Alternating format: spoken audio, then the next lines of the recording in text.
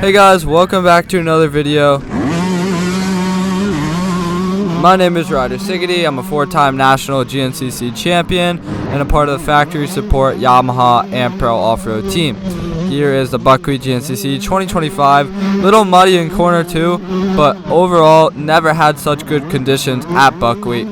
Perfect race here. Perfect conditions, super fun, and you guys are going to watch me battle today for the lead with 2 of the points leaders, along with myself, who are all in the top 3, I believe, in points. Cade Stats and Colby Goodman. And once we get past that, then well, that's pretty much a lot of it, but it's definitely a good battle. And right here, if you look to the left, I take this pretty good line through the woods. Look at that. I was so scared that that tree branch was going to impale me, which almost made the line even slower than maybe the other side, just because I kept having to duck around that tree. But I just thought that was like interesting to point out. Like, a lot of these areas, you make one little mistake, one little way the wrong direction, and it's a big problem. Right here, I'm coming up the hill. I see this guy's got the inside, so I go to the outside. I'm like, wow, that's way farther. So I end up jumping like through the weeds. I couldn't even see what was on the ground. Didn't know what was happening. But also, I'm here with my dad, Mike Sigety. Dad. Hello, everyone.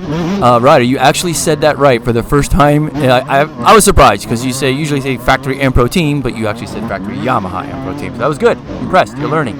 Can teach a young dog new tricks. We're going to do this video a little differently this time. This time we're going to roll one full lap so you can see. That's why our video is a little longer than the past, but it worked out well because the first lap there was a really good battle between the top 3 in his class, and they go back and forth. There's a good portion of the video where they're actually all 3 of them are in the, I guess you'd say, the GoPro vision the whole time, kind of bumping bars a little bit. And also, some people said that, I just want to see what the course looks like. So now you're going to see one full lap of what the course looks like. But it's kind of weird the way they did this full lap. Off the start, they pick up the course at the 8.5 mile mark, and it was like a 13-mile course. So we're going to start at the 8.5 and pretty much end at the 8.5. Just pretty much that's the way it's going to go. Yeah, I know you're seeing a couple cuts here, and I do cut it a little bit. But once Cade Stats passes me on the beta, well, I guess he's right behind me right now. Once he gets around me, then from there, there's really no more cutting. You guys are just gonna get to see the entire race. But definitely a lot of grass track at this race. Grass track has never really been my strong point, but I'm definitely also getting better at it. I know I made a couple good passes this weekend. You guys are gonna see battling with some 250s because I start right behind A Light, or I guess A250. So, well, both of those classes actually. But you're going to see me trying to make my way through some of the A-Light riders. And right when Cade gets around me, if he gets in front of somebody, I got to get in front of them quickly, or else then that person starts dropping me, if that makes any sense. But you're going to see here, it also kind of adds for even more battling, because I'm trying to take lines around lappers and whatnot. So I come down the hill, take a bad line on the outside here. Then I go to the left to try to pass somebody, and boom, Cade Stats on the inside of me. And now I'm behind the rider that we're passing and Cade, so not off to a good start. So yeah, Ryder kind of struggled with grass track work, and there's actually a guy who doesn't live too far from us, maybe about an hour, named Chris Smith. If you're an old enduro guy like I am, you might know the name. He's actually a former world champion. He was the part of the junior ISDE team that won the ISDE, first time America's ever done that, and he is a grass track specialist. And I mean, he's very good at everything, but he was really good at grass track. Him and another old guy, Fred Host. Well, he's not old, but Fred is. And so we ended up going over his place, and he gave Ryder some really good tips, and I can see already that his grass track speed has definitely increased. Yeah, definitely helped a good amount. You're going to see in a minute, will be the first time that you guys see Colby Goodman come into the battle for this race, and definitely not the last time. He almost gets around me. I hear him coming up on the inside here. I slow down, hoping to cross him up. And so this is actually just a complete wrong section that I was thinking of. So that that doesn't happen here, but you guys are going to see him soon. So leading up to this race, it was like 2 weeks of no rain, really bad dust. Then on Saturday and Friday night, a rainstorm came in and made everything like putting mud in the pits. Like, you couldn't go to a friend's trailer or motorhome without getting muddy unless you were really cautious and careful.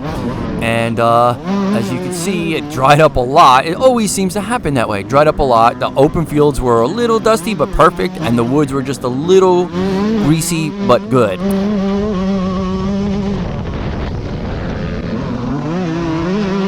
Right here on the left, there's our motorhome, and that's where you guys are gonna watch the pit later. That's where I pitted 2 times actually this race. Also here, I get pretty close to colliding with Cade Stats, but definitely wouldn't be his fault if we collided there. I was trying to make the pass in an area where I couldn't make the pass, but so many lines in the woods. But I still feel like it was hard to pass because a lot of these lines, even though there is lines, like it's kind of like a one main line type of thing where you're going the kind of everybody's taking the same way, if that makes sense, and anywhere that's not the main line is slower. So GNCC did something very different for this race that, as far as I know, they've never done in history. They, instead of having XC1, which is like their AA line first, and then XC2, which would be like local A250. Oh, he just got past there. Yeah, so Colby just got around me, and you're gonna see he gets squeezed off by a lapper, and definitely a close call. He was probably in second for, I don't know, 2-3 seconds total. But the thing is, I was a lot more nervous to have 2 people in front of me opposed to 1, because like, let's say, I don't know, Colby got out in front, then he started to drop Cade and I, then that's, oh, look at this.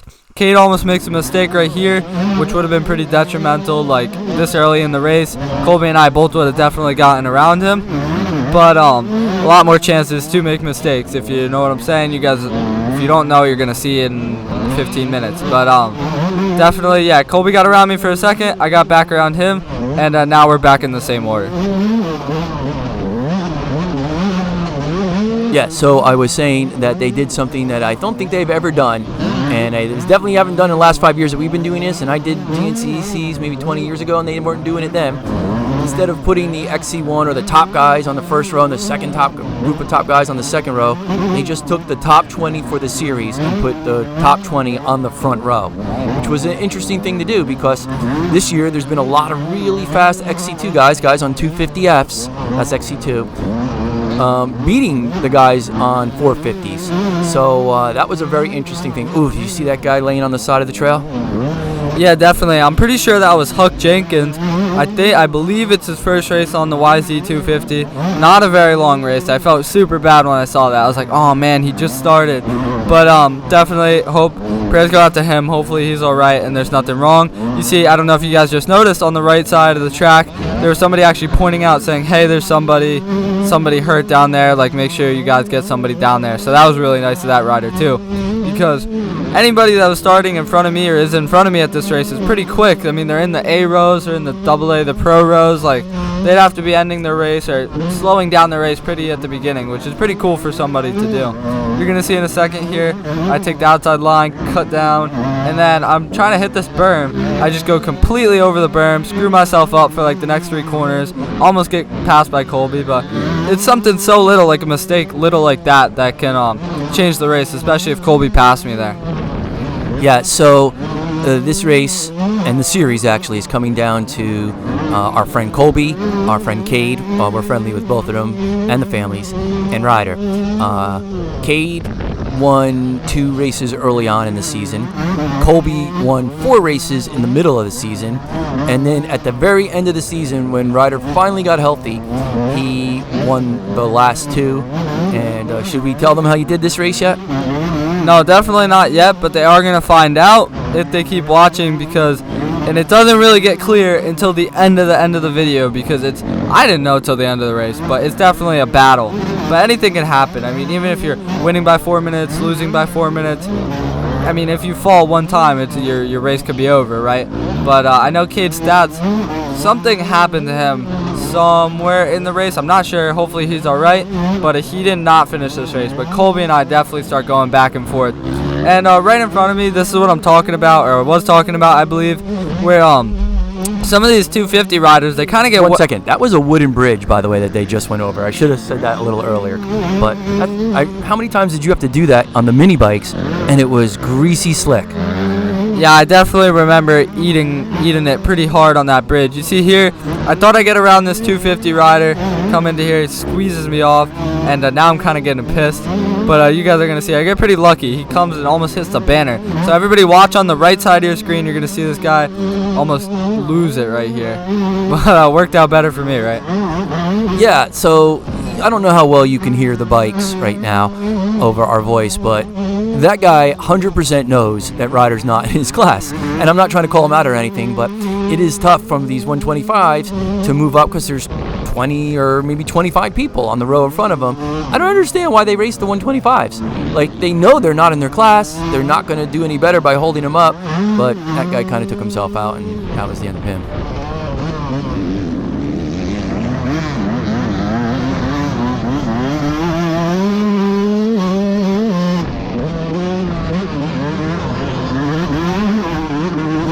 So if you could do Ryder and I one real big favor, if you could please like, subscribe, and comment, that would really help Ryder out a lot with his videos.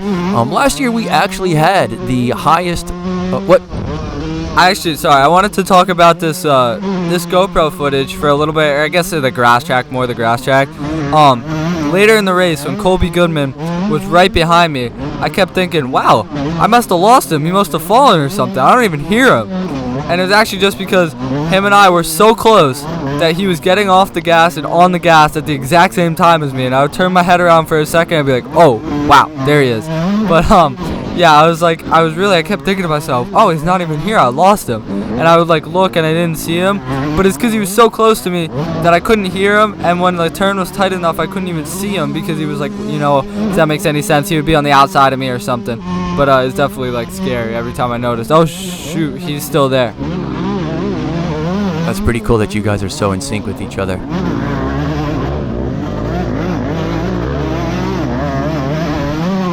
So parents, I don't know if you've ever been in this situation, but Ryder says to me maybe an hour before we're supposed to go to the starting line, Dad, you might want to have some tape ready if my hands get chewed up. And at the beginning of the year, his hand was getting really chewed up. As a matter of fact, I think in one of our videos we showed we got some blood on the grip, but through the glove. But I'm thinking, why would you have an issue with your hands now? We haven't had issues in the last few races. We figured it out. We know what's going on. And he goes, well, I'm just saying you might have to. I'm like, let me see your hands. And he takes his gloves off because he was doing an exercise with his hands, and they're so blistered up already. The palms, the side of the palm, below your pinky. I don't know what you'd call that. The side of your palm, not just the palm area, where each finger meets. And I'm like, holy crap! What are we gonna do? But somehow he made it through.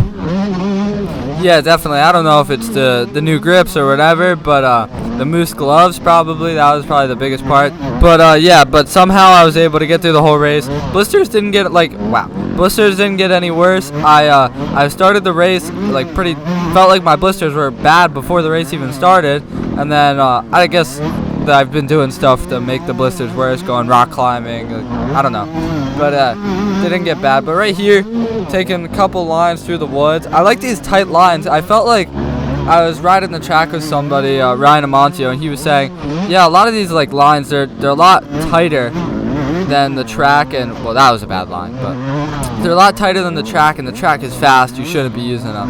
But I feel like the tight lines are one of my specialties. I feel like that helped me out a lot. So I think it's also if you're a better rider on a fast track, maybe it's going to be faster for you to ride the highway trail. But if you're a faster woods rider, a national enduro rider, then I think it's going to be faster for you to go on the outside.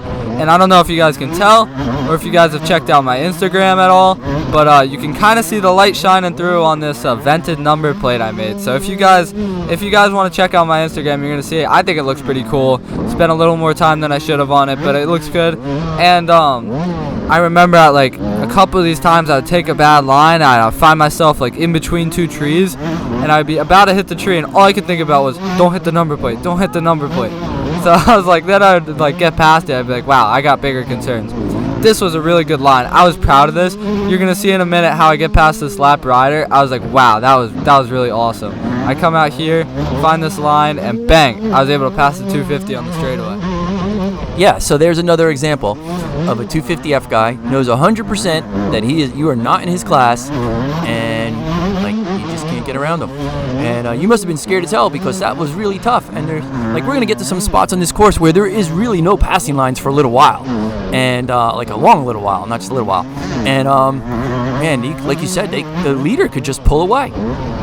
Yeah, thankfully, I seemed like at this point in the race, I don't know if I was pushing a little hard for first lap or whatever, I didn't feel like I had that big of a problem catching. Like you see, I just caught up to Cade's stats pretty quick after that happened, and well, I pretty much caught up to him. But I felt good. Like I felt like I could keep this pace for a good amount of time. So what kind of hurt you back there chasing that 4-stroke could be helping you, because now he's catching someone.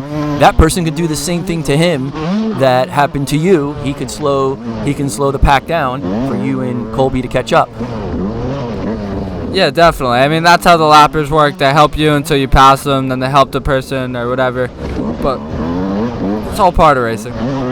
So back in the day when I used to do enduros with my partner in crime, Elvis, as we used to call him, we would pass slower people and we would yell to them as we were passing them, one more.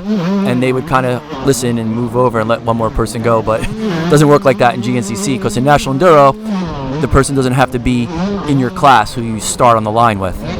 Yeah, somebody, I was passing somebody and they let me go, and I definitely have done that at enduros before when battling with somebody, and Colby was right behind me, and I almost said one more, and I was like, wow, this is not the time to say one more. This is not a time where I want to be battling with this kid. I want to get away as fast as possible, but you guys are going to see later as the video goes on how well that actually works out. Yeah, and speak of tight trails being your specialty, I remember when you were on, I forget it was a 65 or 85, and you were at Coker, and somebody would catch you and pass you from like not even on your line, and they would start to drop you, and then when you get into the tight stuff, you'd catch right up and pass them again. Like you gotta go back and forth. I don't know why. Maybe it's what we practice. Maybe I took you on a lot of enduro trails, but yeah, tight stuff is definitely in your wheelhouse. Definitely took a bad line right there, and you guys might not be able to hear it, but trust me, I can hear it. And I bet that's honestly why that guy was looking back, because Colby is right behind me. Like, it's not like, oh, you see Cade's getting away, whatever, you'll just catch him. Like, and I'm trying to pass this lap Ryder. Also, you guys just saw the dirt get on there and fall off right away. That was cool. But it's not like I'm just trying to pass the lap Ryder so I can catch up with Cade. If I don't, then I'm going to take a bad line trying to pass him, and then Colby's going to pass me, and then the person next to him. I know Joe Shriver was only a little bit behind as well, so definitely trying to get around as fast as possible, and it's a little bit annoying. I mean, everybody, like, I get it, it's racing, but I don't know if you guys also saw, I'm revving for the guy in front of me, and he turns around, looks at me, which kind of validates that I'm not in his class, right? And then he just tries to go faster, but whatever, we'll get around him soon enough, right? Yeah, so I will say sometimes turning around doesn't give you quite enough of a glance to figure out what you're looking at, who you're looking at, if they're in your class, if they're not, if they're a friend or not, or whatever. But the sound of your bike is definitely a clue. Like, he's on a 250, you're on a 125. There's really no other 125s in the entire race other than in the 125 class. And if he's in like a vet class, yeah, there could be a 125 in the vet class, but he's so far back for being in the vet class right now in the beginning of this race that there's no way you would be competition to him in his own class. Yeah, definitely, that makes sense. And also missing a bunch of lines here. Like, I could have taken that inside, probably passed him. I know I had a line up in the woods here that I probably could have passed him, but I actually wasn't able, because with school starting, I wasn't able to get to the race until Saturday, and I really didn't get a lot of time to look at the track, and I feel like definitely had an effect on my race. Thankfully didn't affect the result, but definitely had an effect on these first couple laps. Still learning the track a lot more than I feel like I've ever had to in the past, but it's just another part of like the racing program, right? There's a race, but that's only a fraction, you know, if I would even call it that, 0.25% of everything that we have to do, right? But it's all part of it. So if you guys like this video, don't worry, I'm not going to ask you to subscribe and like again. I'll do that later. Check out some of Ryder's older Buckwheat videos where they were super muddy, and like I said, they had to go across that wooden bridge. One time, Ryder hit it and bucked his bike, and he went over the bars and tumbled, bent everything up a little bit. Another year, the ruts were leading up to it. The ruts were foot peg deep. If you try to go in the rut, you would drag your foot pegs and possibly get stuck. And a little kid on an 85 is not digging his bike out no matter what, unless you're a big kid on an 85, and he was never big. And so he ends up riding like on top of the two ruts, like in between them. It was pretty impressive. He pauses it. I don't forget which year was what, but both are pretty good. If you're looking for some more video, just type in Ryder Sigety Buckwheat.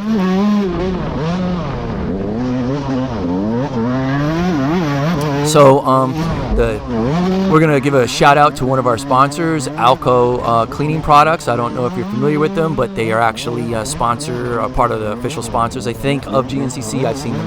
They're advertised there, and we've been using them for about 5 years, maybe even more, and they've been awesome for us. I'm very against using power washers to clean bikes, but I'm kind of fortunate. I have very good pressure and very good hot water. And between just good pressure, hot water, and AmPro, our bikes come out spotless. And we've done a couple posts showing before and after. And one time we did a post where we weighed Ryder's bike, and it was 105 pounds of mud after Talladega GNCC. Cleaned it with just the garden hose and AmPro. And we also have a discount code for you that you can use on their website for 20% off. And if you don't want to use that, you could go to Amazon. They're actually on Amazon, and they offer free shipping if you do over a $100 order.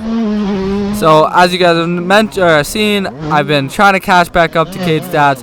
He falls. Perfect opportunity for me to pass him. Instead, I follow right into his line, basically fall over and let Colby pass me. But you know, we're here, right? It's nobody's fault but mine. But man, I was kicking myself in the butt after that one. I was like, I just had the perfect opportunity to get the lead, and instead I somehow lost a position. How did I manage to do that? That was pretty good, right?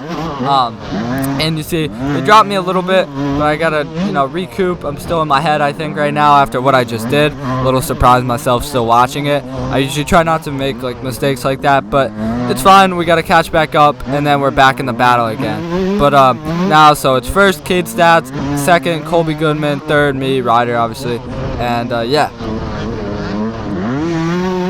So at this point in the season, I don't know how much you guys have been following along, if you've been following along, but definitely a little behind. And I know that I have to pretty much win every race from here on out, which is a lot, very difficult to say.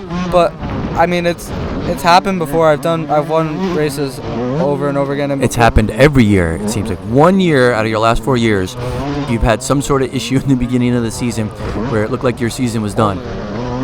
Sorry, except for 1 year, right? Yeah, pretty much every year that I've raced GNCC, every year I've ever raced, actually, I start out the season super slow, and then usually just pick it up as the season goes on. And I don't know if that's because I live up in the north and I do regular schooling, so there's not much time for me to race and stuff or ride during the winter. But definitely I feel like I'm picking up my pace now, and we're finally on to something good, hopefully, for this year. So actually, well, it was 2 years. The first year you did pretty well. Then 1 year you trained with a Olympic athlete. The guy was in the Olympics, and he's trained top motocross riders. And he super close to passing Colby here. I just felt so confident that he was not going to let up, but definitely he did not let up. And you saw he got around me there, and then I take a bad line, and they kind of got me. Maybe we'll come back to the past seasons, because this is actually some of the best battles right now, right? This is you, Colby, and Cade, first, second, third in points, battling it out. Yeah, this is definitely the best battle out of the entire race, but it is really, I guess, the only battle out this entire race. And now that we're getting kind of close, actually no, because it's right in the heat of the battle, I can't tell you. But I will say that once this battle ends, that's how the race finishes. So yeah, it's not really the only battle, but it's the only battle where you have both your competitors in front of you. Before, you would have one behind you, one in front of you. Oh yeah, even after this battle ends, as far as GoPro is concerned, there's riders behind me for another 2 laps, even just pretty much on my right behind me, and so the stress is not turned off for a while. But you're gonna see as the race goes on, it kind of plays out itself. But yeah. So did you see that coal pile they just went through? They were saying there's something wrong with that coal and they can't use it. I don't know if anyone knows anything about coal. I have never heard of that before, but it's been there for years. Also, here's the FMF section right here. You know what I was surprised about? They didn't have Like usually they have a hill here, like I forget what the hill is called, like a pro hill I guess you would call it. But they didn't have that this year. But you're gonna see in a second, Colby is just taking every line he can to get around Cade. He gets around Cade, he's probably gonna drop Cade and then possibly drop me too. But you see, he takes a line, and that's the thing. Like you take a bunch of lines to try to pass people, it'll work out really good if you pass them. But if you don't pass them, then that'll happen. And that's what I was like saying earlier. I was scared when I was behind lappers. If I tried to take lines to pass them and I took a bad line, that same thing that just happened to Colby could happen to me. Because now Colby's in the back of this battle of 3, which honestly, like, this was a super fun battle. We were all going back and forth the entire time. But and now I'm behind Cade and just trying to, you know, get my way up in there as much as I can. Yeah, I'm glad you had fun, and you can definitely say it's super fun for you because... Yeah, I guess this is a good time to talk about because I did win. Yeah, maybe it would have been a little less fun if I didn't win, but I think it was still awesome. There's my dad. You see, he pointed me into the main line, which was good. That way I knew which way the course went. Wait a second. Like 2 minutes before that, it wasn't a main line. It was tall grass, and I said, all right. Oh. Yeah, I guess somebody had a little somebody crashed or whatever. My suspension in this section, I love this section, and I don't know if anybody knows me outside of the track, they know how much I love this section, because factory connection suspension was working awesome, and I cannot stop talking about it. I felt like a pro, and you're going to see me show off my pro skills here, pull a tear off, and I was like, you know what, I'm going for the pass anyway, because I had no clue why. I don't know why he was going so far out, Cade, but he didn't let me pass, which was probably smart by him, but then he just makes a mistake right after, so it doesn't really affect me that much. But now we're in the lead, and I will stay in the lead for the rest of this race, that's true. But it's not until like 2 laps later, 2.5 laps later, that I actually have a secure lead. I mean, Colby comes right behind me for about 2 laps, and then I was able to gap him enough to you know, survive my pit without getting passed. Then he pitted, and I got a little more time, and then once I was out of his view, I kind of just worked my way out from there. But definitely right at this point in the race, once you're in first, it's like, oh, there's nowhere to go but worse from now. So it's like, okay, you just got to keep this position. You're in second, it's like, okay, we got to get to first, you know, we'll have that comeback story, it'll be good. But first place, you know, you're just trying to keep first place, you know what I'm saying? But I'm going to show you guys a pit stop that we had. Unfortunately, I guess I'm showing you the worst pit stop that we had, but they both weren't that bad. Yeah, that was my fault. Bad pit stop. Don't know why I couldn't get the can in the dry brake, but we do love our IMS can. It is super fast. Watch how fast it dumps 2 gallons, or 2.5 actually, when it finally does get in. And thank you so much to this pit crew. Every time we go to the races, I just commandeer people who are near me and ask them if they would help. And shockingly, everyone is not shocking that they're willing to help. Everyone wants to help. But it seems like every time they know who Ryder is and they know his videos. We always get people telling us they watch our videos. One person told me that their son has a poster of Ryder. I don't even know where we don't even have a poster of Ryder. I don't know where he got it. But yeah, you'll see the pit stop. And since we are getting very close to the end of the video, I am going to say this one more time. Oh, maybe not. Yeah, I just wanted to say too, I felt bad, like if you guys listen to this pit stop, I'll let you listen. I'm like bossing people around, telling them what to do. I didn't really realize till after the race, but you know, like I'm in the mindset right now. I'm trying to be locked in, but I'm like, rev my bike, give me a water, do this, do that. But it all worked out good. I was just trying to make everything go smoothly, you know. Yeah, and they were totally happy and no problem about it. And one of them said they've never done a pit stop with a dry brake before, so sometimes people do need a little direction. There we go. Yeah, definitely. And I know our first pit stop was super fast. Like dry brake went in right away. Wow, look at how fast the fuel just goes away from the IMS dry brake. But first pit stop, super fast. I barely got out and back onto the track in time to beat Colby Goodman. I know he was coming right up to me, and I got on the track just in time. But anyway, that's it. Like my dad said, don't forget to please like, subscribe, share, comment, everything you can, interact. But thank you guys for watching, and we'll see you in the next video, next GNCC. Bye.